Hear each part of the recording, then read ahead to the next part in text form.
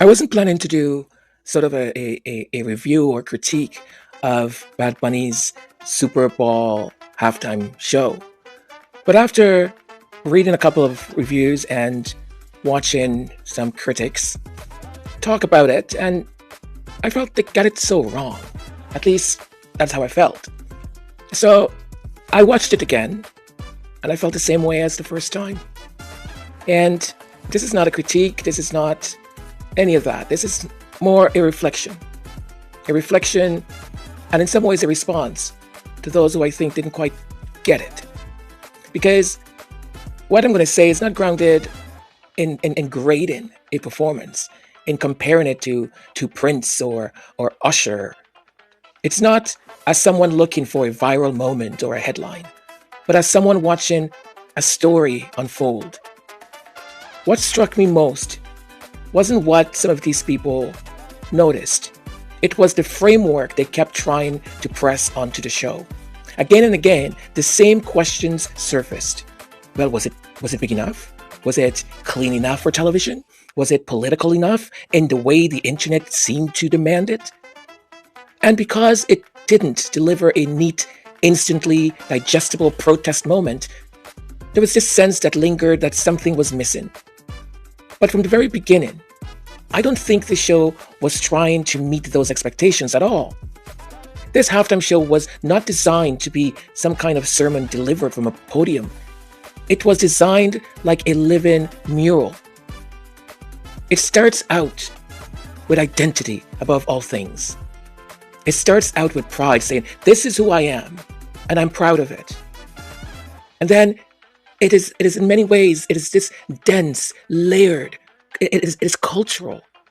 Something meant to be felt before it was analyzed, if it was meant to be decoded at all.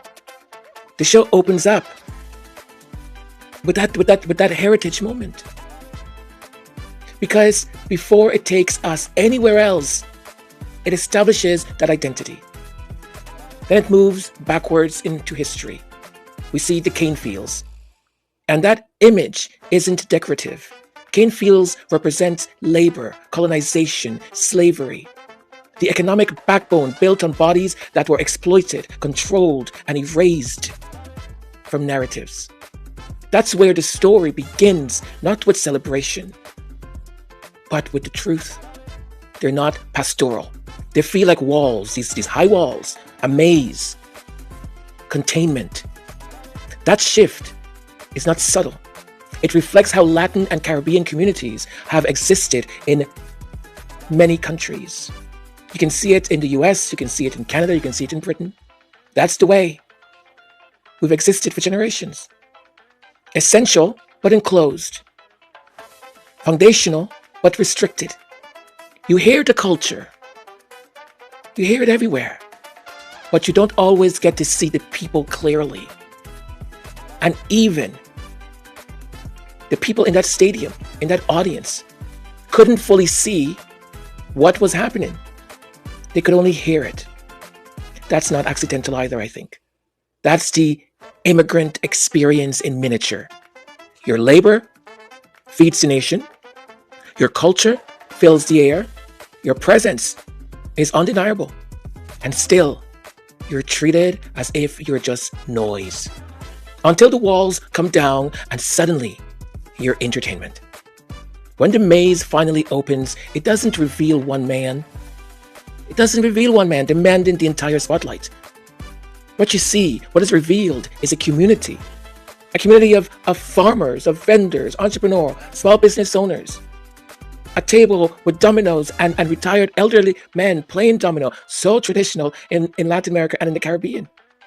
Elders, jewelry, love, boxing, casita energy, the casita where everyone gathers. Not curated. Some people call it messy because they didn't get it. They're messy. What I see is communal. Because this was never meant to be a hero's narrative. It was never meant to be, watch me, look at me. It was, watch us. This is us. And that's where I think a lot of the criticism misses the point. There was an expectation that he should lock in center himself more, deliver a clear climax. But the refusal to do that is really the thesis. I really think it is.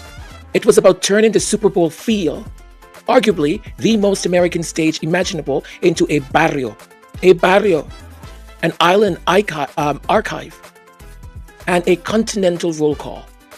Then there is the intimate moments that almost slips past if you're not watching closely. He hands the Grammy to this little boy, which many have interpreted different ways. But it represents his younger self. That exchange isn't symbolic fluff.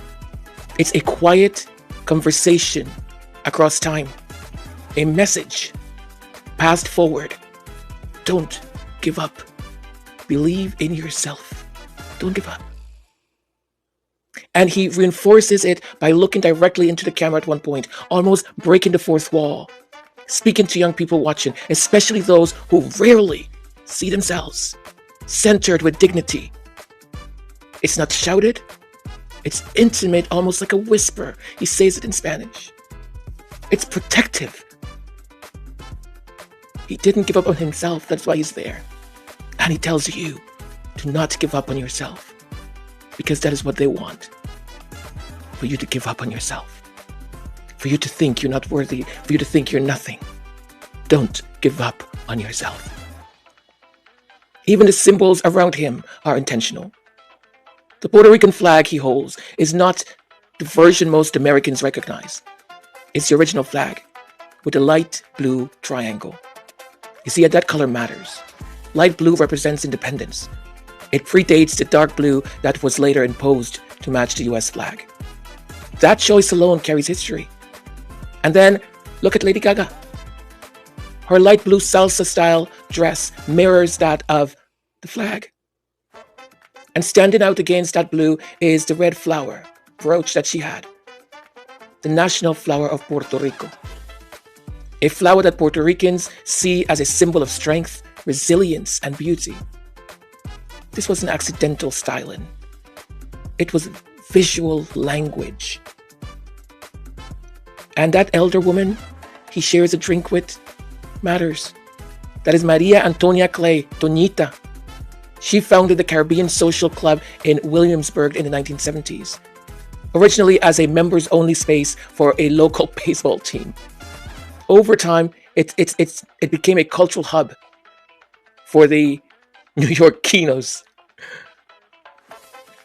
a place of belonging, survival, and continuity. Toñita is not a prop. She is a matriarch. Her presence says, we come from somewhere. We are held by elders, the sweat on their backs, the hard work. We are carried forward by community. But we must never forget, ever forget, our elders. And we have Ricky Martin. And the song that he sings, it's a song of rebuke, a song of warning.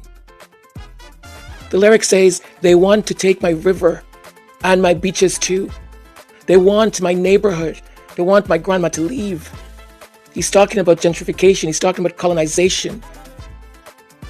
He's saying, it's a warning. Let's not be Hawaii.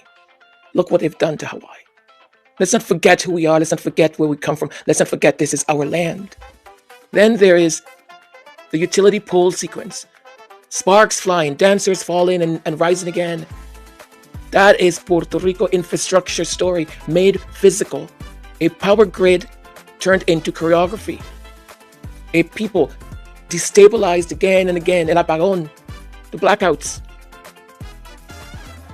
Hurricane, storms, by politics. And still, they're still standing back up. And if you took really great notice, if you paid attention, the people who were climbing up those poles were the same people working in the fields. They're not electricians. But after El Apagón, for so long, no electricity, no lights, no nothing, and no one is coming to fix it. It's the communities, the people who have no experience climbing those poles, trying to fix it so they can have electricity again. The same people working in the fields. Why? Because the US doesn't send enough money to the island to repair their infrastructure. And they've sold the infrastructure privately. And Puerto Ricans pay the highest for electricity, for power. So when people ask why the show wasn't more overly anti-Trump or anti-ICE, I think we need to pause. Because you see, America has developed a habit of demanding that black and brown artists turn joy into a briefing, pain on schedule, a moment that can be clipped, debated, monetized, and then, of course, punished. We consistently ask the most targeted bodies to volunteer for the most predictable backlash. So when the message that some have criticized as being weak, when you saw that message, the only thing stronger than hate is love, when it's dismissed, you see, I hear something else. I see something else behind those words. I hear refusal, a refusal to be baited into the outrage economy, a refusal to reduce art to culture war ammunition, a refusal to turn one's body into a spectacle for punishment afterwards. And make no mistake, the politics were there. The entire thing, those 13 minutes, was there. But it was also joy and happiness and culture. A Spanish language halftime show on the biggest American broadcast is political. Centering family, elders, dignity, and joy is political. Refusing to be a caricature is political. And when he names the countries, oh boy, this is where I'm going to get emotional. Because what he does there, he's expanding the word America. America belongs not to this narrow, egocentric definition of the United States. It's a quiet correction he's making. A reminder that America is a continent, a hemisphere, a web of histories and peoples and their stories and their culture, not a private brand owned by one flag. Which brings me to a line, that line, that stayed with me. We are still here. That isn't defiance. That is survival. It's what people say after hurricanes, after blackouts, after displacement, after being demonized, after watching politicians and pundits turn their existence into a talking point. We are still here. Is what communities say when the world keeps trying to edit them out. We are still here. And the we is the countries that he named. Whether you immigrated to North America, to the UK, to France, to wherever. How much we're demonized. How much politicians grab and use our bodies, our dignity, to demonize us. For what? So yes, maybe the show didn't deliver the clean television catharsis some expected. Maybe the sound that they wanted was to be able to have a sound bite that they can easily put across. Breaking news. But he didn't deliver that. But you see, he delivered heart. Because the message was never look at me. It was look at us, all of us. All of us. You saw there every hue of every people of every kind. Black, brown, white, everything in between. And in a moment when cruelty is fashionable, when language is policed, when belonging is treated like a privilege that can be revoked at any moment, there is something quietly revolutionary about standing on the biggest stage and refusing to turn your humanity into a fight.